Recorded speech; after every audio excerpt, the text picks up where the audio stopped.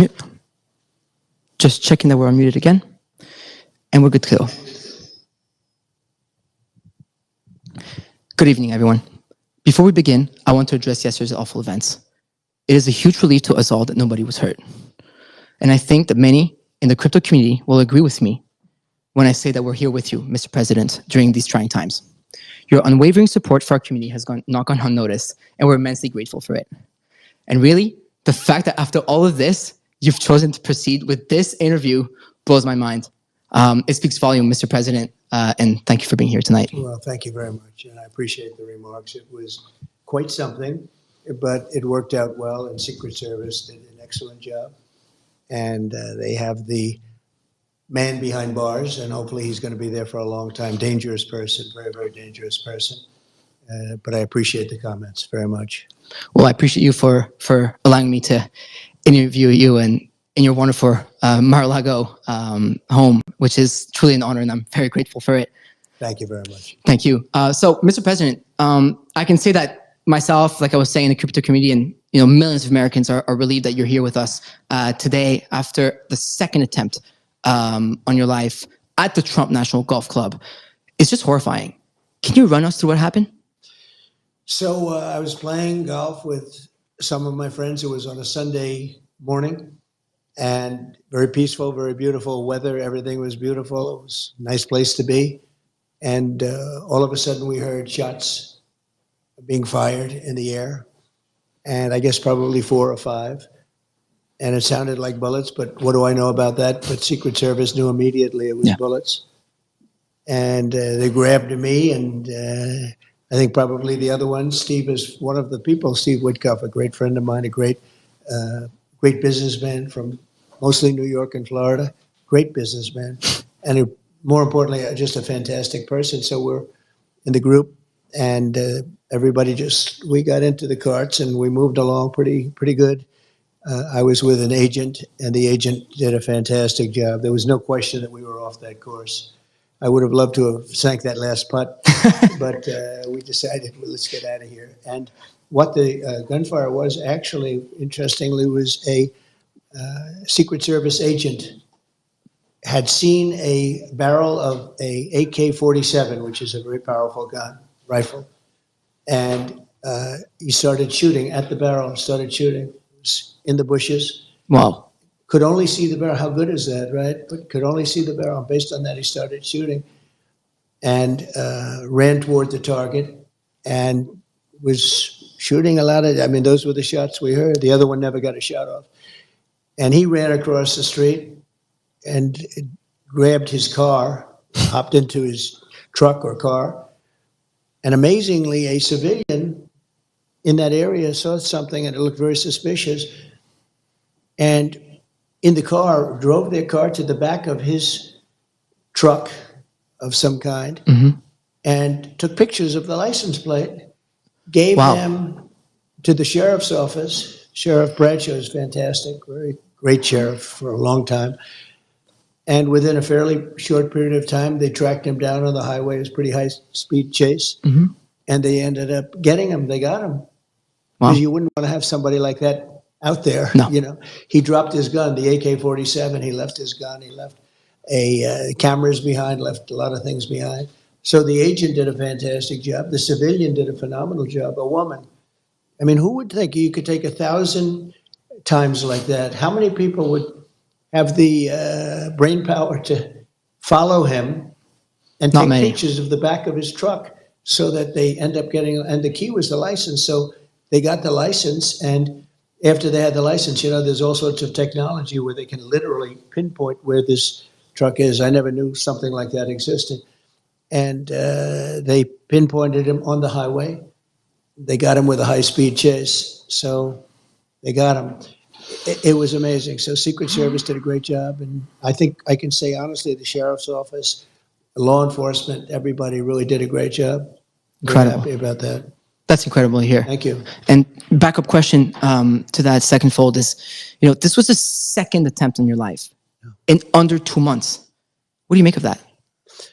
Well, there's a lot of rhetoric going on. Right. A lot of people think that the Democrats, when they talk about threat to democracy and all of this, And it seems that both of these people were radical lefts. The first one, they should learn more about. They have apps that they haven't opened yet, which is pretty strange.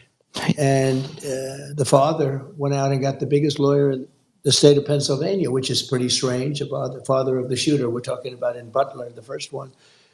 And that's pretty strange. There are a couple of pretty strange things going on there. I can say this, the Secret Service was very brave in the sense that bullets were flying, and when I went down, I purposely went down, I saw what was happening, and people are probably screaming. I'm not sure if I recognized that, but I went down, and Secret Service, they were right there with bullets flying right at them, and they weren't hit, but three other people were, Corey, a firefighter, and two other gentlemen who they thought died. And actually, the doctors in Butler were unbelievable. They saved their lives. And we've actually raised a lot of money for the families, and family of Corey and the two gentlemen. And they both lived. They thought they were dead. The first thing I asked when I came up, I said, how many people are dead? Because we had a massive crowd. And with all those bullets flying, so three got hit. But there was a great display of bravery. I mean, it was incredible. Normally, the crowd experts will tell you when they hear bullets, and we heard a lot of bullets going off. Right. A crowd this was a massive crowd. You couldn't even see the end of it in a big field. And that the crowd always runs. They call it a stampede, like cattle. I mean, they stampede, and a lot of people get killed when they stampede. But they hear bullets, but nobody ran. They all stayed. Tens of thousands of people. Nobody ran. In fact, you can see it in the small group behind me. There was a group of probably a couple of hundred people behind me, and nobody ran. In fact, they're standing up. Some of them are standing up looking for the shooter. The other one has to get credit to local law enforcement. It was a gentleman that shimmied up to the roof, saw the man with a gun, and probably made him go faster than he would normally go. And so he didn't exactly hit the target the way he wanted. There's something going on. I mean, perhaps it's God wanting me to be president to save this country. Nobody knows, but when I made the right turn, it's very unusual because the people weren't on the right. The people were standing out in front of me.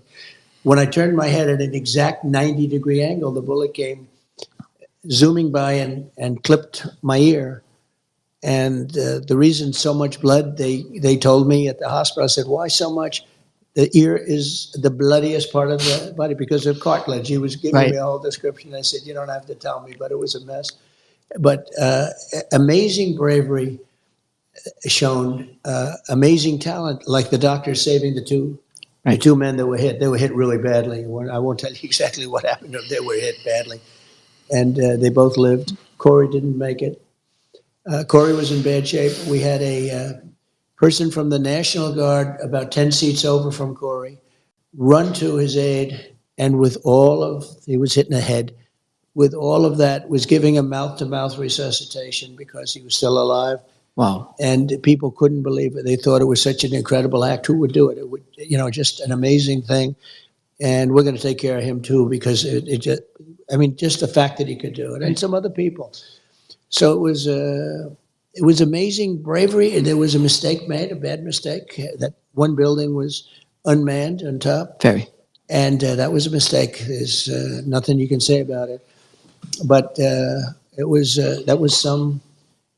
was some crazy day. And then yesterday you had another one with a different result, actually, much better result, because we lost Corey, and two gentlemen were very badly hurt, but they're in pretty good shape now. Right. A lot of talent. Those local doctors up there had tremendous talent.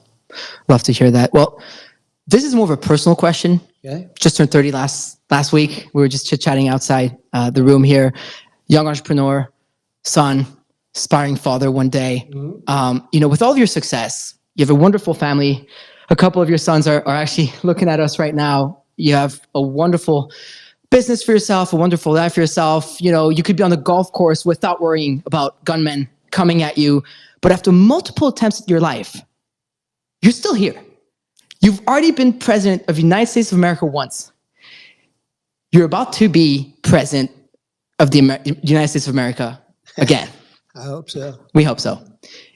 Why do you do this? What motivates you? So we have a country that's in trouble, a country that I love. I love the people of this country, people like Corey, who were just this massive Trump fan and he got hit. But people like that, they're in love with the country and they hate seeing what's happened to the country when you have 21 million people pouring in from all countries all over the world, from prisons and jails, from mental institutions and insane asylums. Insane asylums, and they are different. Even prisons and jails, they are different. One's a little more severe than the next. They're coming in as terrorists, and they're coming into our country at levels that nobody's ever seen, and they're taking over our towns, and they're taking over small cities and big cities. I mean, look at New York, look at Chicago, look at LA. Tens of thousands of these people, and they're rough people in many cases. I mean, they are rough, tough people. Venezuela gangs, if you look at Aurora in Colorado, you have a governor that doesn't know what he's doing. He's petrified to be there. He doesn't know what to say. I mean, they're literally taking over real estate. They're becoming real estate developers in a much different way, right? They're taking over buildings. Everyone's afraid of them. And they have a big AK, talking about AK-47s. That's what they have. They carry massive guns. You say, where would they get this kind of power? And they're vicious people. They're gang members from Venezuela, largely, and known as being one of the roughest gangs anywhere in the world. You have MS-13, which is a bad gang, and you have these guys. And we're going to clean them out. We're going to get them out. But the bottom line, just answer it quickly. I love the country. We're going to make America great again, and we'll be able to do it. We did it once, and we'll do it again, and much easier this time. The border is in much worse shape than it's ever been. This is the worst border there's ever been in any country. They have not done the job that they have to do. I mean, you have Kamala, she was the border czar. I call her the comrade because she's a Marxist. She wants to tax everybody out of business. She wants to raise taxes to 70, 80%. She wants an unrealized capital gain tax, which is the craziest thing I've ever heard. Nobody's ever even heard of such a thing. And they'll put everybody out of business. We'll end up in a depression if she gets in. And very simply, though, we're going to make America great again, greater than ever before, and I love doing it. Being from Canada, I can probably relate to what that means. Yeah. We've got some problems. A crypto entrepreneur based in Montreal here, so it's it's not always the best feeling as someone who's trying to build something out of nothing here. Speaking of which, I'm wondering now. I know this is quite different, right? But I know many people in crypto feel this way. As we're trying to change the financial system. Quite literally, we're trying to change things and make a difference, but it always feels like there's some sort of a force against us. In your case, do you feel similarly that there's a force out there to get you? Well, you have a radical left force, and we have forces, I say that we have a lot of evil in the world. The world is a nasty place, and you can see that with some of the things that have happened. We've been treated, I think, very unfairly, but I've done so well. It's an amazing country in some ways, but we have evil forces. You have the outside forces with the enemies, and you call them Russia, China, various places. I don't know that they're enemies. I think we'll get along great with China. I think we'll get along great with Russia. I want to get Russia to settle up with Ukraine and stop this. Millions of people being killed, far greater than the number you read about. But I want to get that done before I even take office. I want to get that done as president-elect because it has to be solved. Too many people dying. Too many cities are just in rubble right now. You look at the culture is just being destroyed. Mm-hmm. We got to get that done, and I'll get it done. There wouldn't have been an October 7th. There wouldn't have been Russia attacking Ukraine. There wouldn't be inflation. All this inflation, which has hurt people so badly. You wouldn't have had that horrible type of withdrawal. We were getting out of Afghanistan, but with dignity and strength. That was the most embarrassing moment in the history of our country. And frankly, Russia would have never gone into Ukraine if it weren't for that. They looked at that and they said, this country is no longer run by Trump. This country is run by stupid people.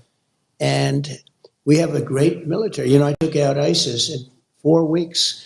And everyone said it was going to take 4 or 5 years. I took them out in 4. Our military is great, but you have to have the right leadership running it. So the bottom line is that it can be nasty. But it's only going to get worse. If I don't win, it's only going to get worse. It's going to get really bad. We'll end up being Venezuela on steroids. We'll end up in 1929 type depressions. And we have to make sure that this person doesn't get in. This is far worse than Biden. That was a if you think of it, that was an overthrow of a president. He won. He had 14 million votes. He had no votes. Crazy Nancy Pelosi walked in, and some of the others, and they say, "We want you out." He said, "I'm not going to get out. I want to run." I was leading him by a lot after the debate, but still he had the right to run, and they literally, it was a coup in the truest sense. This was the first coup of an American president.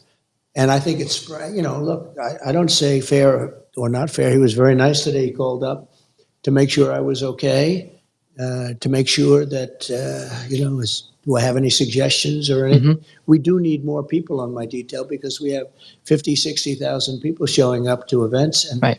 Other people don't have that. But he couldn't have been nicer. But I thought he was treated really unfairly. He went through a primary system, he won, and then they threw him overboard. And she got no votes, she got no votes. But she'd be very bad for the country. We have to save our country. We can't play games, and we can't have a Marxist, communist president, because that's not what it's all about. So we're going to do it, and we're going to make our country greater than ever before, and you're going to be happy, and you're going to love your crypto. And as long as you have crypto, you're happy. So I know Absolutely. What makes you happy, nothing else but crypto. Yeah, I mean, when the Twitter Spaces was officially announced and that you put the tweet out, a lot of people were like, well, who's this Farouk guy? And obviously, a lot of people started digging into this Farouk guy, and the main reply that was that I'm just this crypto bro. But you know what, Mr. President, I am a proud crypto bro. And it seems like you're starting to become one of us, if not already. I know for a fact that your children are quite involved in the space. I mean, we have Baron, Don Jr., and Eric on the Twitter Spaces right now. Eric and Don Jr. here, who will be joining us a little later on this programming. But getting to crypto now, because I already see the people on Twitter Spaces really eager to hear you talk about this. At the recent Bitcoin conference, you mentioned that, and I quote, "America should be the crypto capital of the world." Yeah. That was a big statement, and I believe the correct one. So why is it not right now? Well, I think it will be right now. Right now, you have a very hostile SEC. I guess you'd have to say, I don't know, when you say administration, do you call it Biden or do you call it Harris? Nobody really knows what to call it, but maybe we'll say a combination of both. But they've been very hostile toward crypto, toward all of it, and extremely hostile, like nobody can believe. Nobody even understands why. My attitude is different. If we don't do it, China's going to do it. China's doing it anyway. They are. But if we don't do it, we're not going to be the biggest, and we have to be the biggest and the best. And, when you look at values, and when you add it all up, the value of this whole thing is bigger than, they were showing me your top 20 corporations and all of this. The numbers are just gigantic. It suffers from some credibility lapses. I mean, some things were done or not done, but it's very young and very growing. And if we don't do it, China's going to do it. If we don't do it, other countries are going to do it. A lot of countries would like to be in a position. We have the advantage because it's us. But you have a big advantage because it's me, because I do believe in it. I also know a lot of friends that are really into it. And my kids, I mean, Baron knows so much about this. Right. Eric, and Baron's a young guy, but he knows it. He talks about his wallet. He's got 4 wallets or something. And I'm saying, what is a wallet? Explain this to me. But he knows this stuff inside out. And Eric and Don know it so well. They do. It's almost like younger people know it a lot better than older people.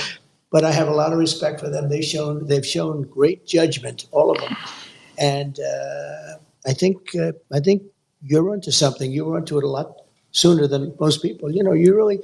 It's sort of like it's a fledgling business, and yet it's a massive business, but it has a chance to really be something special. And when I do things, I notice a lot of crypto comes in. People pay with crypto. Oh, yeah. And you didn't see that even a year ago, 2 years ago. So I think it's really, it's big, and yet it's a fledgling compared to what it will be. And I love that you're mentioning your children and how Baron is using his wallet. Similar to me, I'm trying to teach my mother how to use it. I send her 1 ETH every Christmas, 1 ETH every birthday, and same for my little Zoomer brother, who probably is in Baron's age category. So has learning about crypto from your children had an impact on you? Well, it makes it easier, and it's sort of like a language. I have a beautiful granddaughter, Ivanka's daughter, and she is Arabella. She speaks perfect Chinese.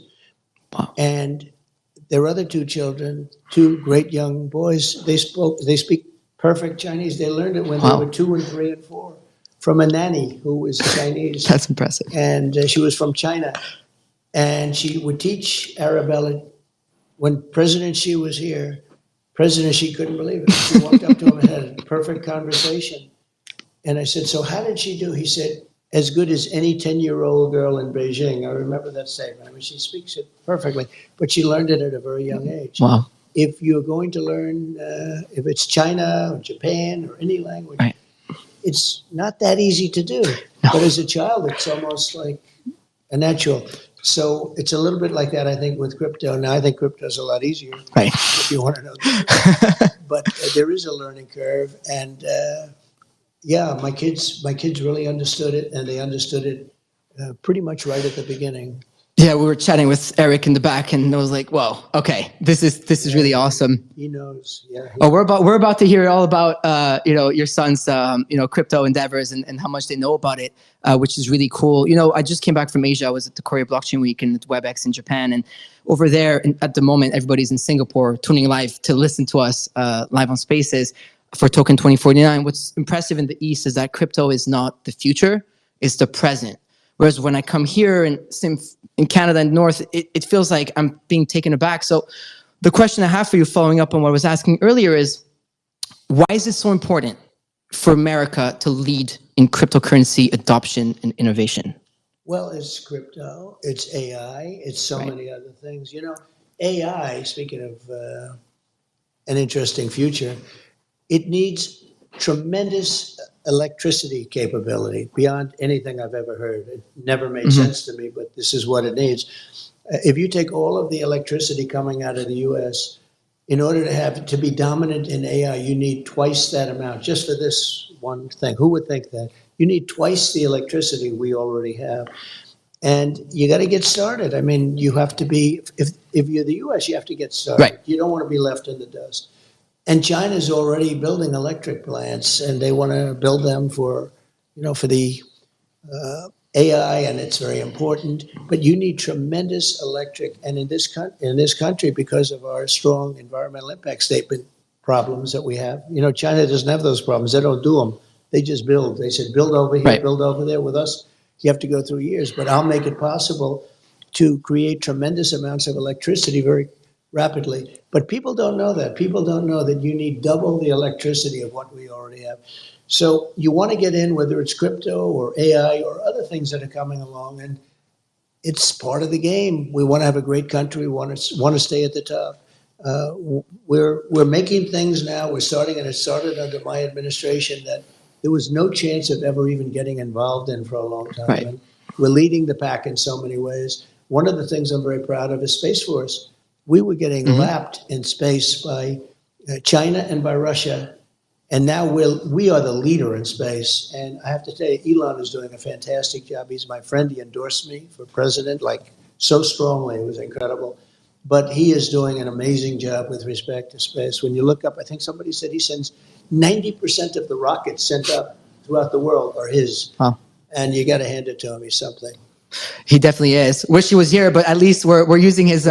We'll get him. We're definitely using his platform to do so, and I'm sure there's a reason for that. So, to create this future we're talking about, right? Like, there's a lot of American entrepreneurs, founders in crypto that need to sadly leave the country because it feels like at times we're being treated like we're not really welcome to build companies here. The CEO of our company over at Rug Radio was actually debanked earlier last year, but we'll get into that later.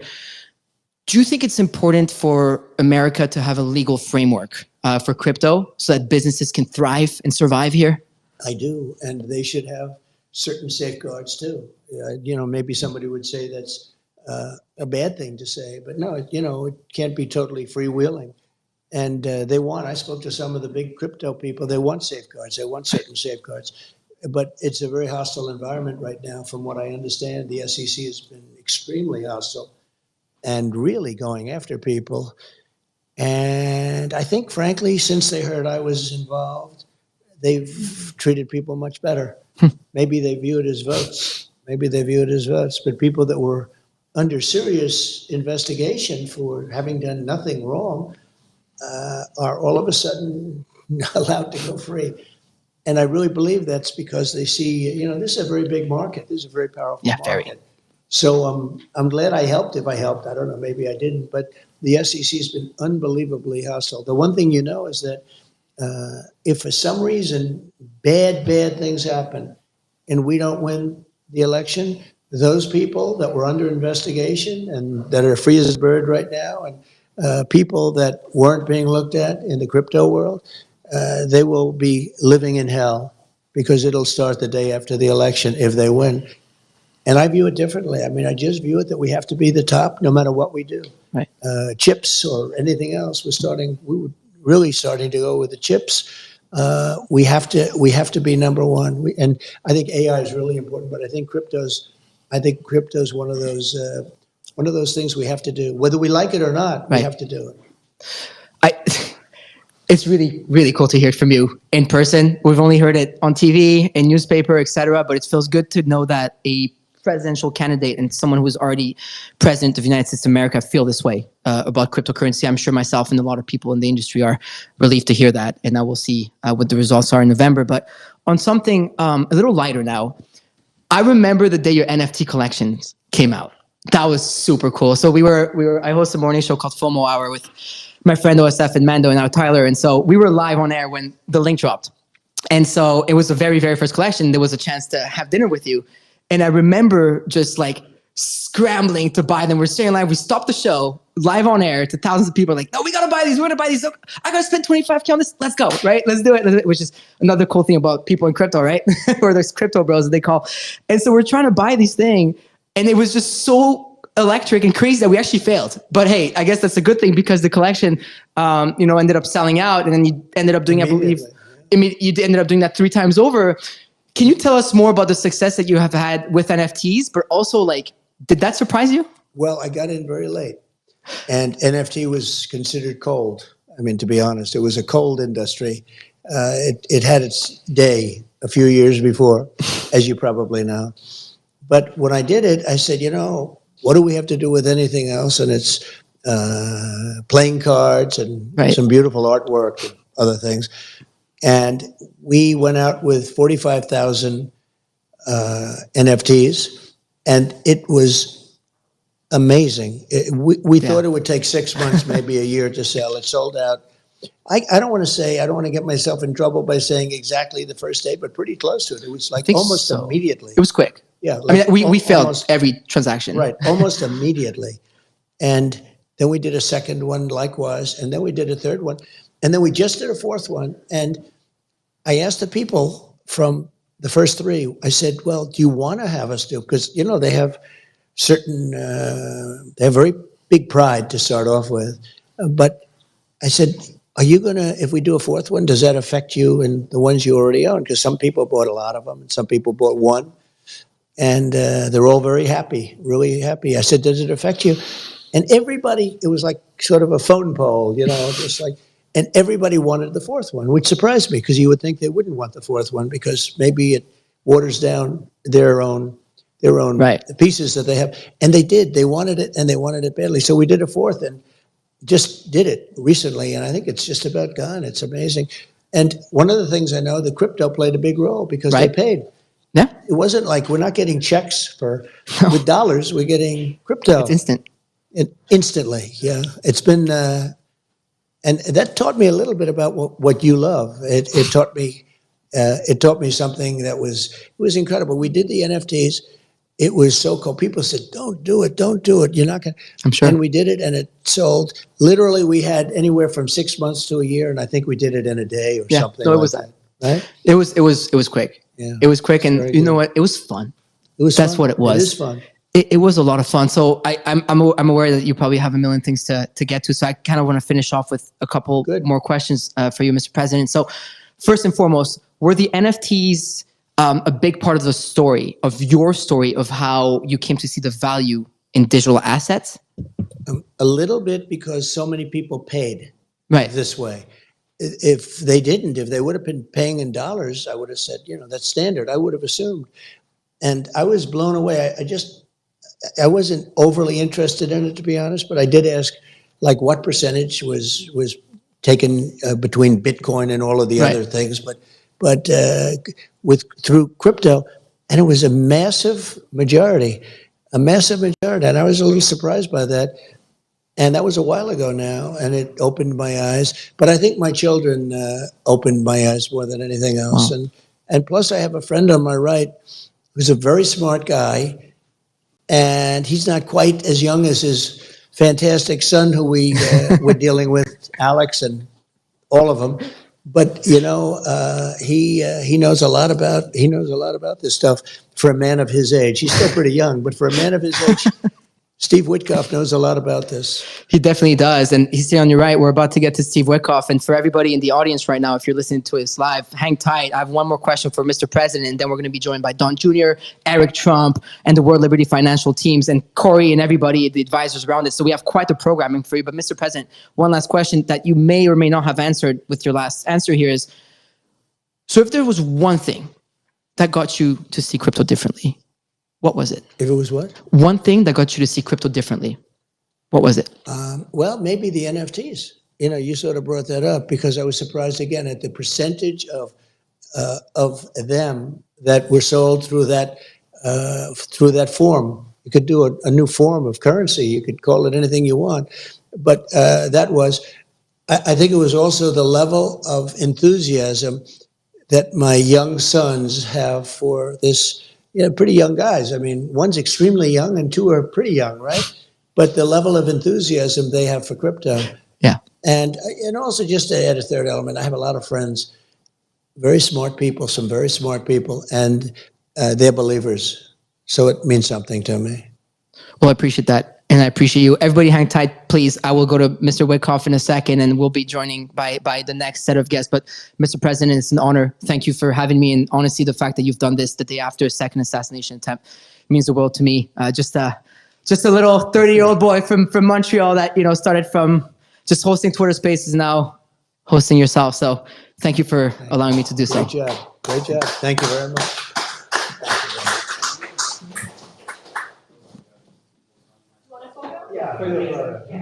Everybody hang tight. We'll be right back.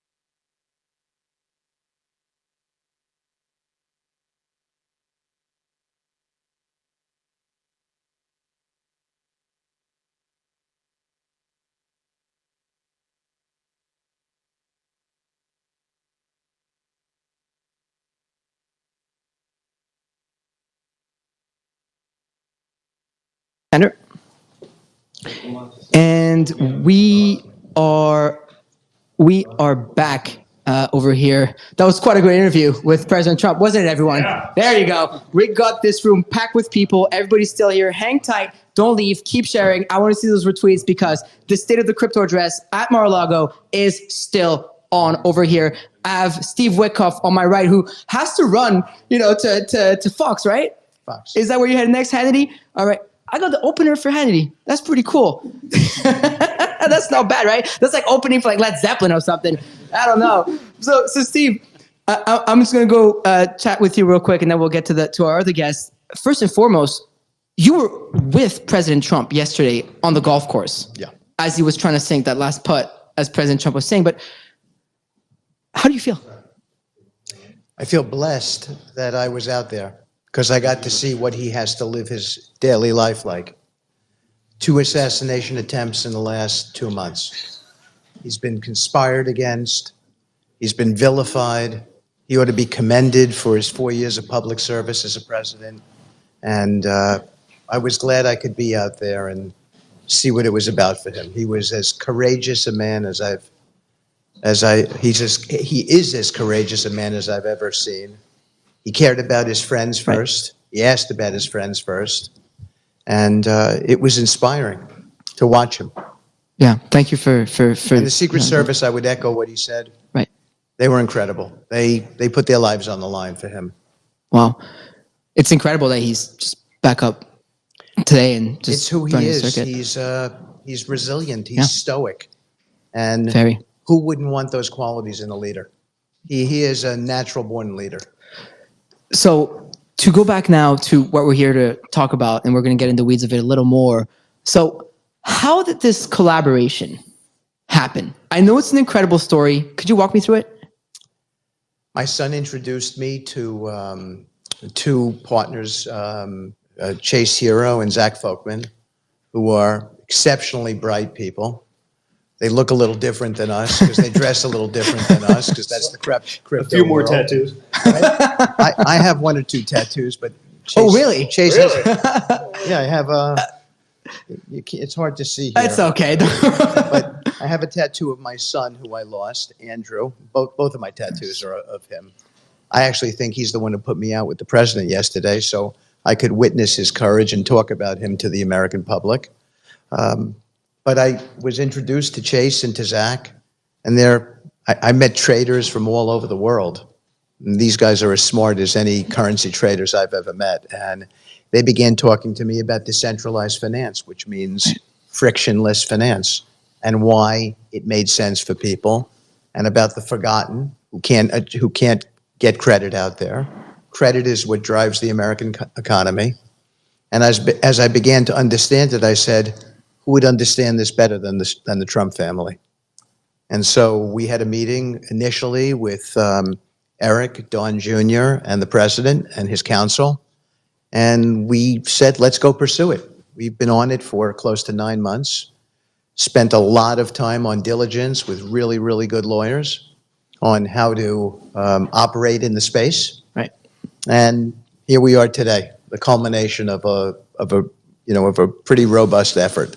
So do you think that this could really change the way wealth is created in America? I think decentralized finance is the way of the future. Right. If you think about the fact that if you want to borrow money today, you have to be almost anointed. You have to be a member of the privileged class. I remember when I left law, I represented the president. I wanted to be in business. It was very, very hard to get credit, and credit, again, is what drives us. Crypto allows it to happen. Decentralized finance as an application of crypto allows it to happen. So, and we see, as a business venture, a huge approachable class of people who have been either debanked, as you talked about, or they don't have a bank that they can go to, and they don't have a bank that will listen to them. And so we look at it as a business venture, and we say we can democratize it, we can be more egalitarian about it, and at the same time, we can probably do very well in it because there is a large group of people who can't gain credit in the system. And isn't that unfortunate that young people with great ideas, they can't prosecute those ideas? That's a terrible thing. That's not a good thing. That's not the American dream. Well, thank thank you very much, Mr. Witkoff, for being here with us today. Thank you. Really appreciate your insight. Thank you. Thank you so much. And so up next, of course, I mean, Don Jr., if you want to, however you guys want to set up here, you know, we got a whole programming for y'all here. So really hang tight. We're filming the whole thing. Everything's going to be broadcasted live a little later on video as well. Everybody's looking great over here. That's most important, right? As long as we look good. I mean, I'm liking your hair, the flow. Thank you. It's pretty solid. There was some polls going online around like who's got better hair. Would it be President Trump or myself? I think your father has an incredible flow. I have to give it to him. As a Trump who may or may not one day inherit the Trump hair genes, I don't make fun. I don't mock it because you never know. One day I could wait. So far I'm 46. I'm doing pretty good on the hair department. No way. I'm an old man. There's no chance. Yeah, look at that white in the beard. You know, still haven't had the white in the hair, and I'm not vain enough to dye it. So we're good so far. Well, you're gonna have to share your secrets with us maybe after the stream, you know, because I'm getting old. My knees are hurting from being 30 years old. Yeah, you know? it's rough. I'm right there with you. Right there with me, right? It gets a lot worse, bud. I promise you. Yeah. Oh yeah. Okay. This thing I miss most about youth is just not waking up sore every day for no reason whatsoever. It's yeah.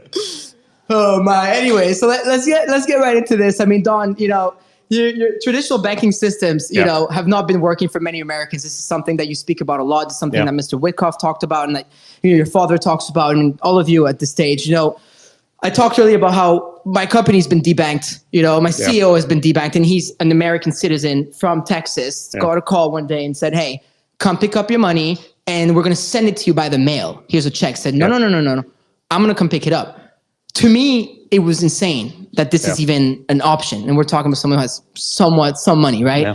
Yeah. And so I know your family is very familiar with being debanked. So how does DeFi fix these problems? Well, listen, I mean, I think, you know, I was probably a late adapter into some of, you know, these technologies in the sense that, you know, I was a traditional real estate guy. We were bricks and mortar. And, you know, there was a time period where, you know, the Trumps, we could have picked up the phone and called any CEO of any bank and gotten a loan from anyone in the world on any project and, you know, low LTVs and everything like that. Then we got into the political arena and like that, it was turned off. I mean, it wasn't that we didn't have incredible balance sheets. It wasn't that we didn't have, you know, the reserves. I mean, you know, I've had it for some of my personal businesses. Same story as your partner. I mean, you know, I had an operating business with a partner, and he calls me one morning. It happened to be the day of like CPAC, you know, 2 years ago.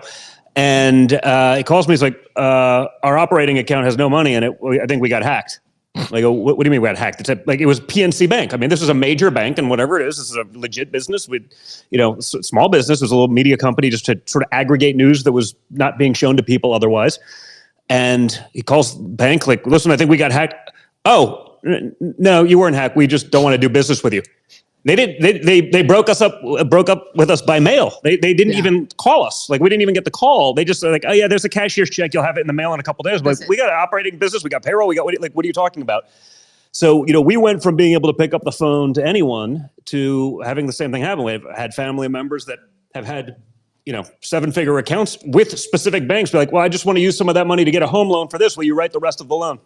No, that's too risky for us. It's like, we have more money in the account than the value of the home. What are you talking about? It's too risky. But, obviously, you know, so, you know, it's interesting because we went from being sort of, you know, people that would have been, you know, the elite in that world to just being like totally canceled. And it changed our perspective so much. I think we understand what so many Americans are going through. And when you really look at America and our foundation, the way our founding fathers set everything up, you know, I think DeFi would be what they would envision, not, you know, a broken, bureaucratized system where, you know, a bunch of middlemen are getting pieces and VIGs for doing nothing, for pushing paper, which creates not just sort of a lot of waste and inefficiency, but, you know, really has become a politicized process. And we see that. And again, that only goes one way. You know, you can say that I'm, you know, this incredible radical, but, you know, I get called that all the time. I mean, I don't know. I went to the Wharton School of Finance. I have a pretty good finance background. We built and changed the skyline of New York as a family and some cities in the world. You know, I think first time I got invited back to speak at Wharton I was like 28 years old. I didn't know anything probably by then. I still didn't know anything. I'll say that for the record. But like, you know, I think we've learned a lot since then. And now, you know, that same access isn't available to us. So for me, and so much of what we've done, and really so much of what's been, you know, a part of our political journey is that, you know, creating actual fairness in these systems that have been, truly bastardized and politicized. I mean, and we witnessed it firsthand because it's like you had whatever you wanted and that was just ripped away from us in an instant. And, we're a family that we're blessed to have the means to be able to do a lot of things. We're blessed to be able to have, for someone who doesn't have that power or the soapbox or the balance sheet, what do they do? How do they finance it? And so it's a real problem that needed to be addressed. And honestly, I think this is the way.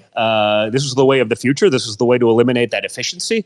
A lot of it being peer-to-peer and not going through the usual bureaucratized system. So I think everything that's been talked about right now is so important. But like for me, this is about like how we save so much of what I believe our founding fathers really intended for our country. So I was going to ask you something that you answered. I was going to ask you, has banking become political in the USA? Clearly, it seems that you seem to think it did. Like not seems. It is. It is. It has become politicized. You can look at that, whether it's, spreads, whether it's rates, who can get what. That's been going on for a long time. And, it's sad and it's disgusting. So I was going to ask you if it affects the everyday American, which you did. You get into that already. Yeah. So then the question is, if this all affects the everyday American, to me, cryptocurrency is freedom. Yeah. This is why I do what I do. Correct. I own my money on my ledger. Nobody can take it away from me. Correct. So how does DeFi help the everyday American?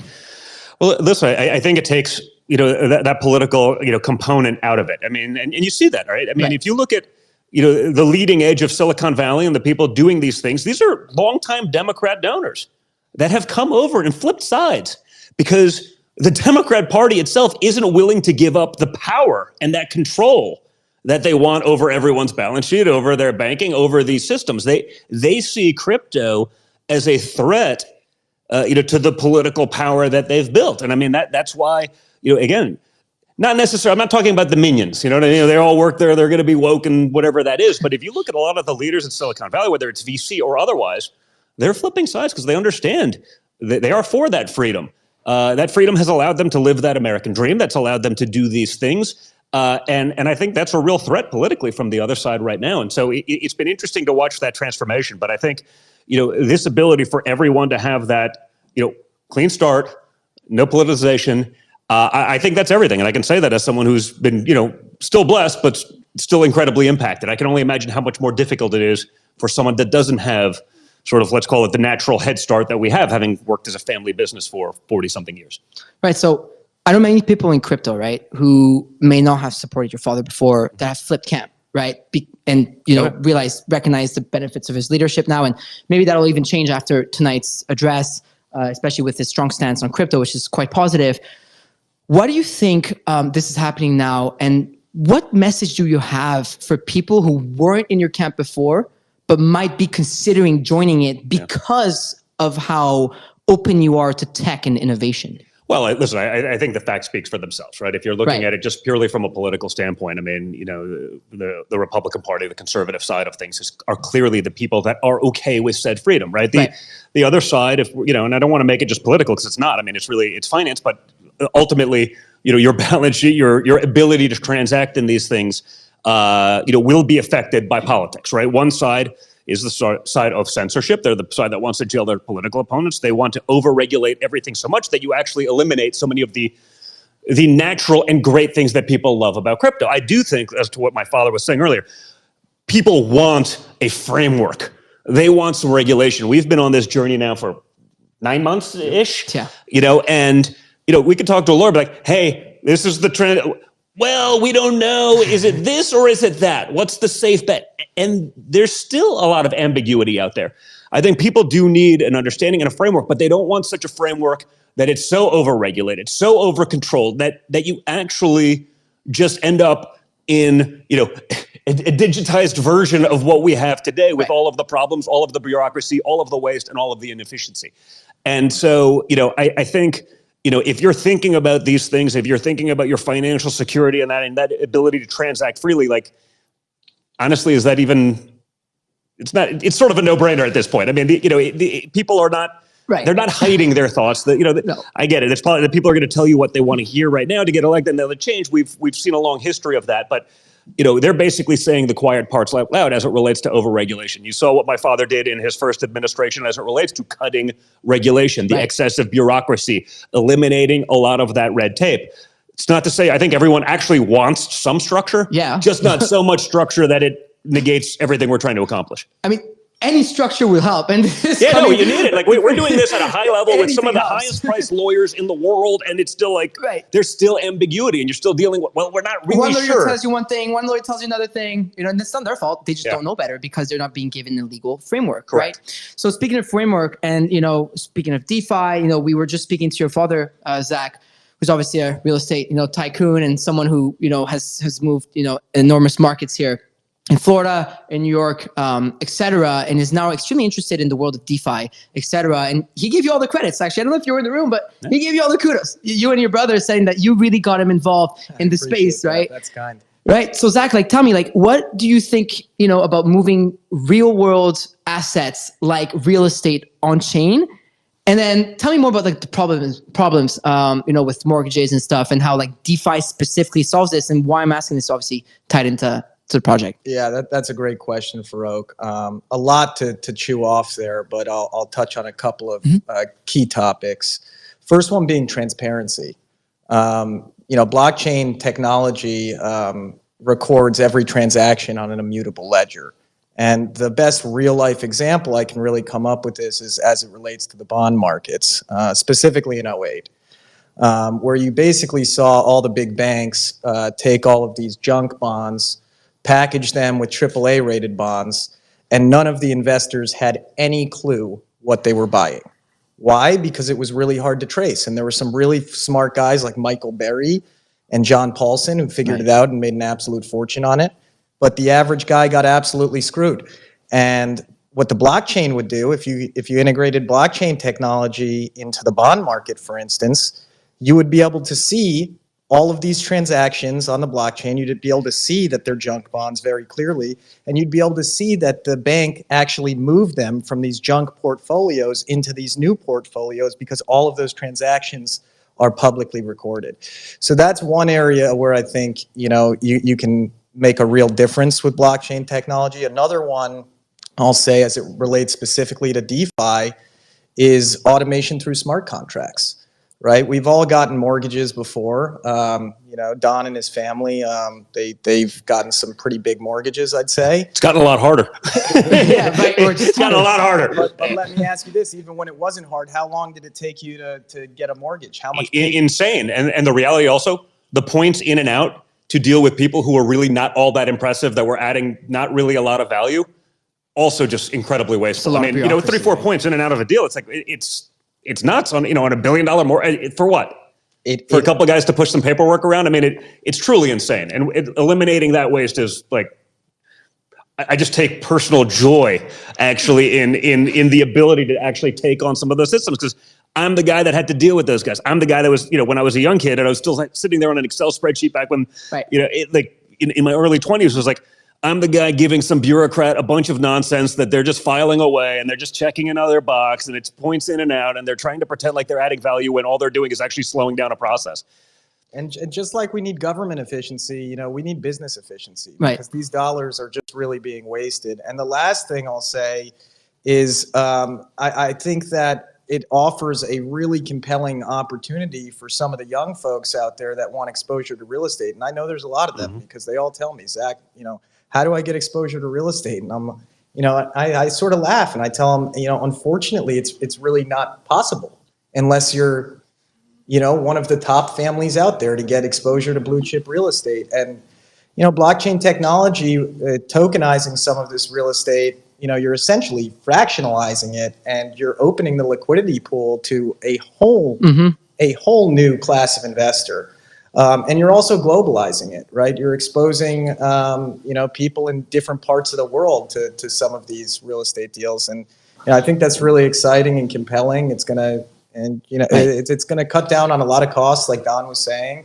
And ultimately, it's going to lead to, a big increase in property values, I think. So wow, I think it's pretty compelling. No, this is great. I mean, I have one more question for both you and Don, as then I'll segue into Zach, Chase, and Co, and Eric Trump, who may have to run to Fox. Yeah, and I back. think he's also doing other TV.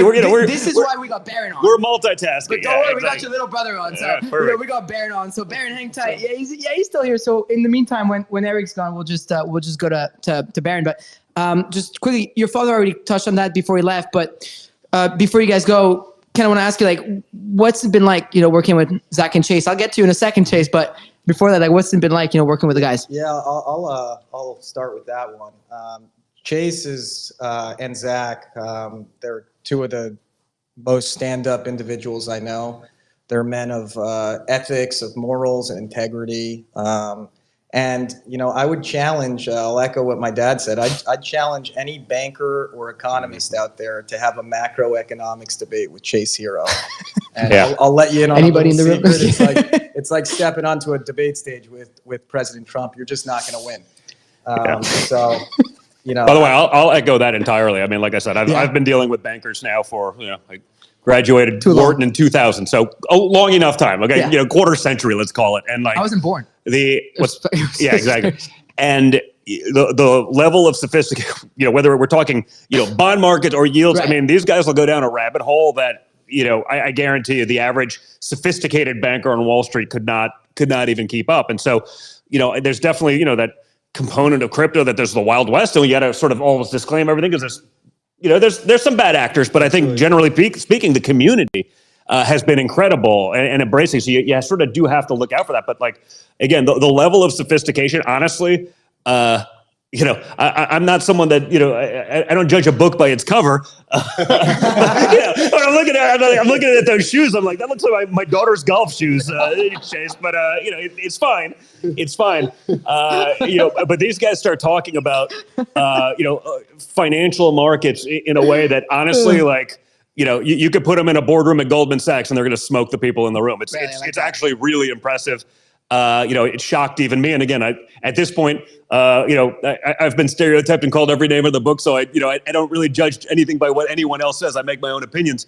And these guys have been awesome at that. So it's really impressive. And it actually gave me, such a level in confidence of what I think we're doing here, is really a game changer. I mean, this is the start, I think, of a financial revolution.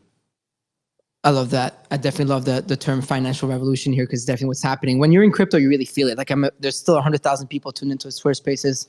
I'm sure millions of people will see this. And I really hope that every American listen to this or people outside just give crypto a dabble or a shot because it makes you feel really different.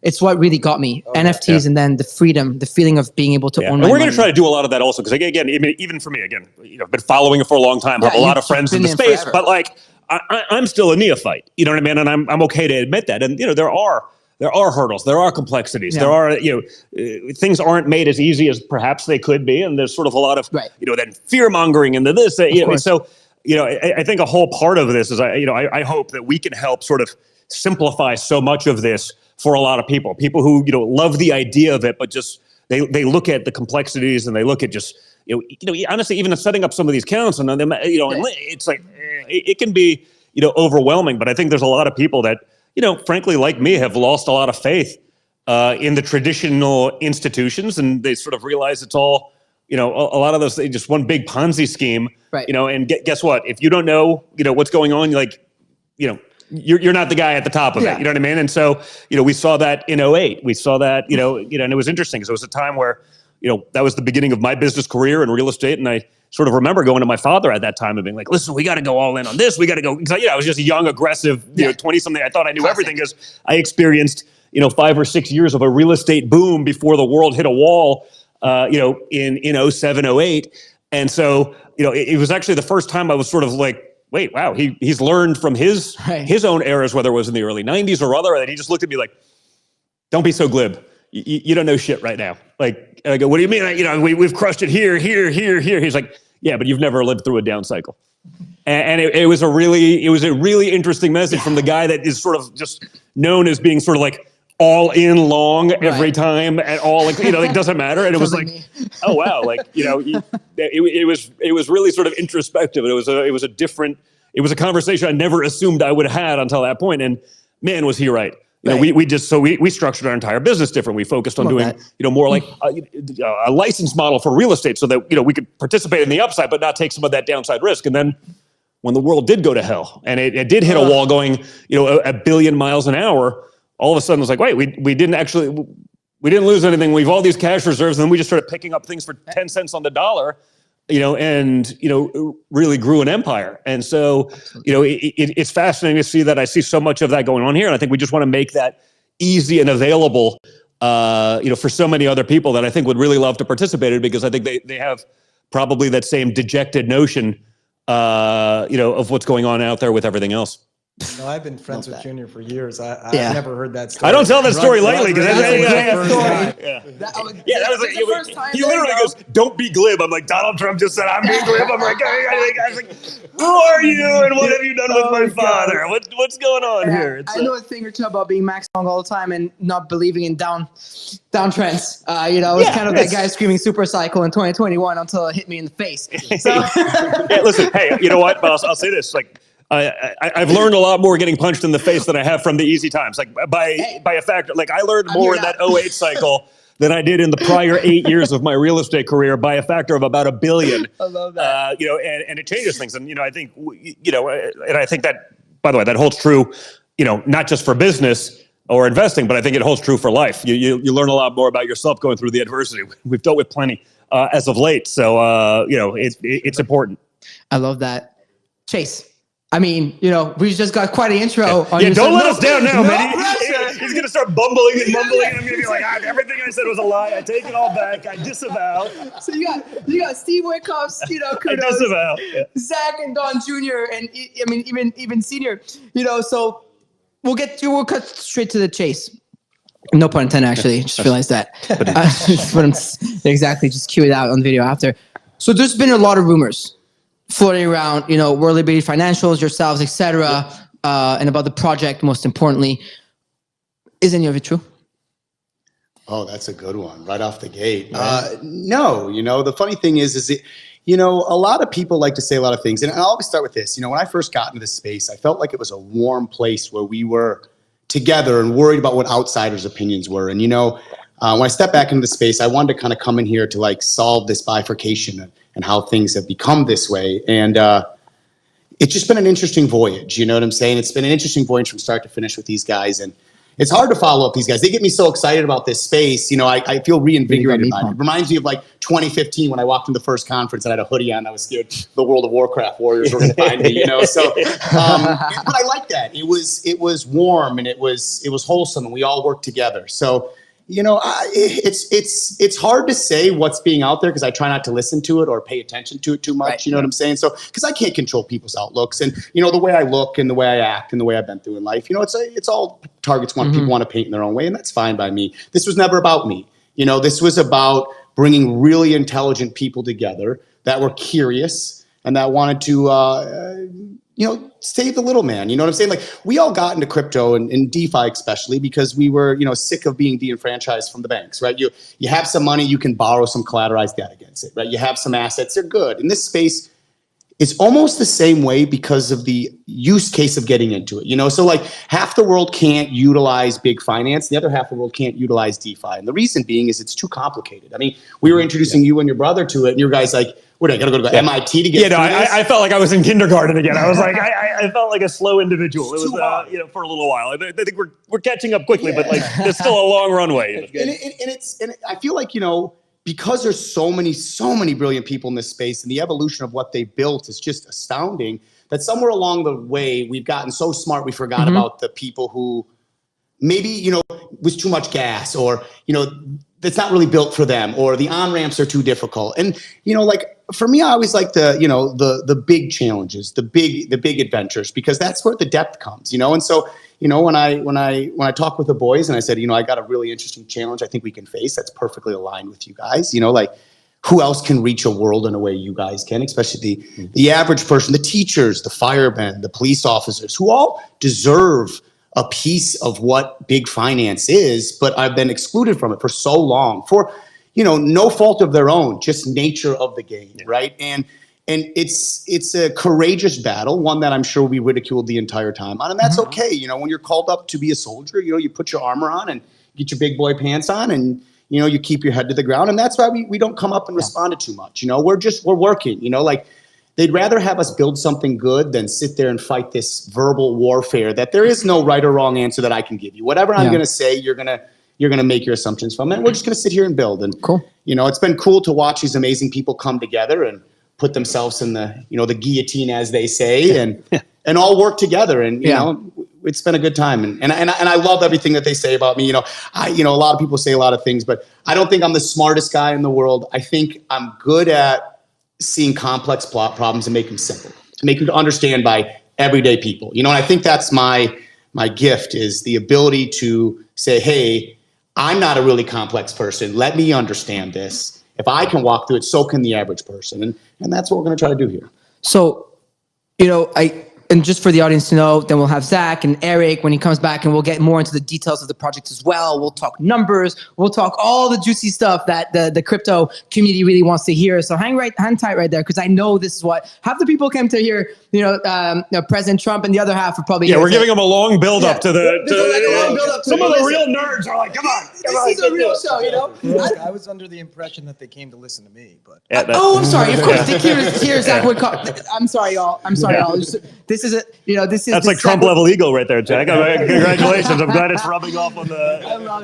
I love it. But I'll take that as a compliment. It is. Hey, listen, hey, no one finer. It's a long build up, but it's a build up that's worth it. It's a good programming. So I hope everybody's entertained here. But Chase, another question for you then is, you know, what's the overarching vision for this project? A lot of us want to know, like, what's actually going on, right? What's the vision? What are you trying to do? It's a big goal. But you know, like.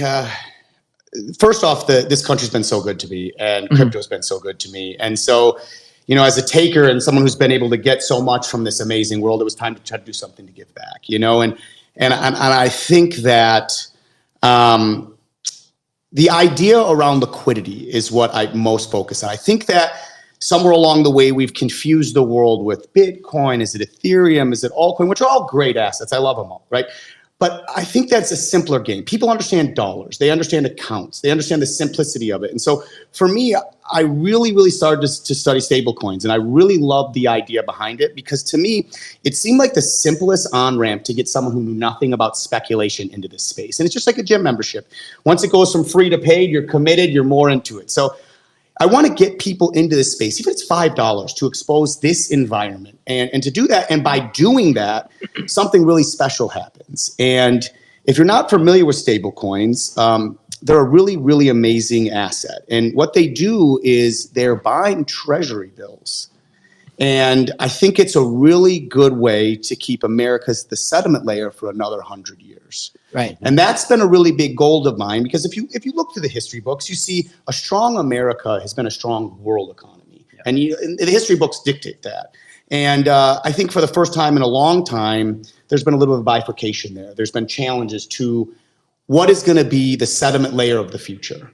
And currently, right now, it is still the US dollar, because the largest medium exchange in crypto are stablecoins, and they are all pegged to the US dollar. And so my advantageous goal here is to simultaneously giving people financial freedom, we are securing the US economy's sovereignty and freedom individually. And at the same time, giving people an asset that they can control. I mean, when's the last time you heard of an average person going out and buying a T-bill or a bond? Yeah. never. Yeah, I don't think I've heard. Yeah, and the U.S. government itself getting away from like the petrodollar and all these things. I mean, that makes it very hard for the U.S. government to borrow and give us a lot of the things that, you know, a lot of it's waste, but a lot of things are actually required. And so, I mean, this seems like a good backfill to that for what I perceive to be a lot of mistakes being made on the international scene, certainly as it relates to the petrodollar.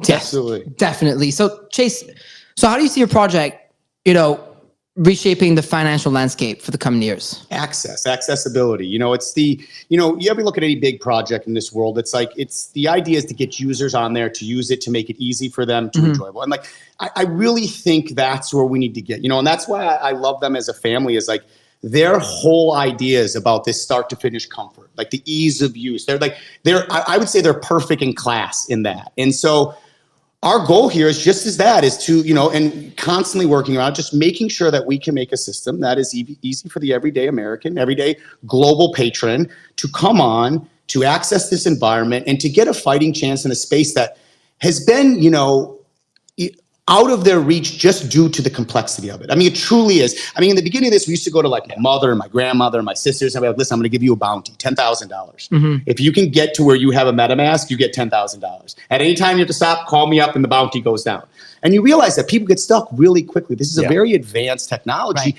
And I think that along the way of this advancements, we've kind of like missed the ball of like leaving the breadcrumbs as maybe people think. And that's the future here. I really, really, truly believe is when everyday Americans are using this and they're experiencing this and they understand the freedom of it. And that's, to me, is the coolest thing ever, is that your bank is wherever you go. It's in your pocket. You have money. It's right here. It's like, here's where I go. Here's what I use. Eye-opening. It truly, it's funny, in just the day-to-day life, like I'll bring my ledger to the golf course, or I'll bring my ledger to a meeting, and they're like, wait, you have all your funds right here. I'm like, you've broken out at dinner like on multiple random occasions. I was like, I got this one, boys. Yeah, we got this. And the thing is and at that same notion, again, it's just the parallel of these spaces is going to be the hardest intersection to make. It truly is. And so you need the largest grasp of the simplest ways to do it. And I've just never met in my entire life someone who can break something down so simply like you and your father and your family does. And I really think merging these two gaps gives the American, person a fighting chance for this sovereign freedom. And it's going to be a revolutionized thing, because the average person doesn't even get a yield off of a dollar. I mean, you go put your dollars in the stable coins, you put them on chain, you're instantly making money. It's like, and it's all backed by the treasury. You know what I'm saying? So it becomes like this. Why are we excluding this, from the world? And part of me thinks that sometimes some people want excluded. Some people want it held off from the world. Some people inside of it want it held off. A lot of very powerful people, for a lot of very bad reasons, definitely don't want this to happen, right? I mean, it eliminates a lot of their power. It eliminates a lot of their potential resources, and that inefficiency. Someone's making money for it. When 08 happened.